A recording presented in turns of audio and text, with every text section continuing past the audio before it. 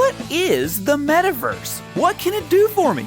Did Facebook make it? All of these questions are answered in this video. Or are they even answerable? Yes, they are. Let's start with number 1.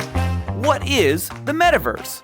Well, the best way to figure that out is to go to our good friend Merriam-Webster. Merriam-Webster says, the Metaverse is a three-dimensional virtual world in which people interact as avatars with each other using the metaphor of the real world, but without its physical limitations.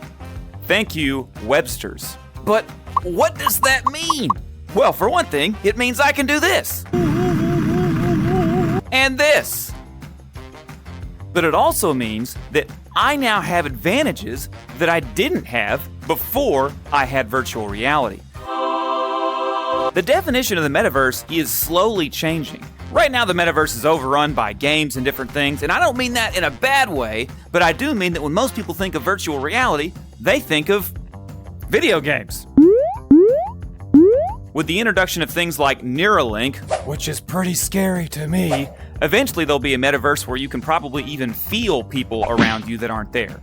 But I'm not ready for that. I don't think I ever want to be a part of that, but we'll see how technology improves over the years. So, what can the metaverse do for me? Depending on your situation, it can actually do a lot. Virtual reality allows us to get into the metaverse. And just like how the telephone allowed us to be able to communicate with people that were far away and in different time zones, the metaverse allows us to do the exact same thing. However, not only can you hear them, but you can see them as well, albeit through strange-looking avatars. But you wouldn't believe, even with these cartoonish avatars, how realistic it is to be in a room with someone, being able to give them a high five or pass them something to read, or even just sit down and play a game with them. The metaverse opens all sorts of opportunities that previously were not available by current technology. Now, I know for some people, it doesn't sound that enticing, because most people, the first thing they think is, why couldn't I just socialize with someone for real? Well, because a lot of times you'll find there are many stipulations in life that keep you from being able to do so. One of the reasons Zuckerberg gambled on the metaverse when he did is because not only did he see it as a time that he would be able to start promoting a world in which you could communicate with people that you currently couldn't, but the people in the real world have actually had an experience to keep them from being able to communicate with people that they want to, be in the same room with a loved one, play and do games and things that they normally would get to do, but they can't because of different things going on, which was actually a really smart idea for him to do it at the time he did it. But just like you, my original thought was, I'll just socialize with people in real life. But even though the pandemic and all that sort of thing has slowed down, I still have found myself only having about 30 minutes somewhere late at night to be able to socialize with other individuals. And that just doesn't work all the time. I can't just call up a buddy at 10 and say, hey, do you want to come over to my house for 30 minutes and then go back home?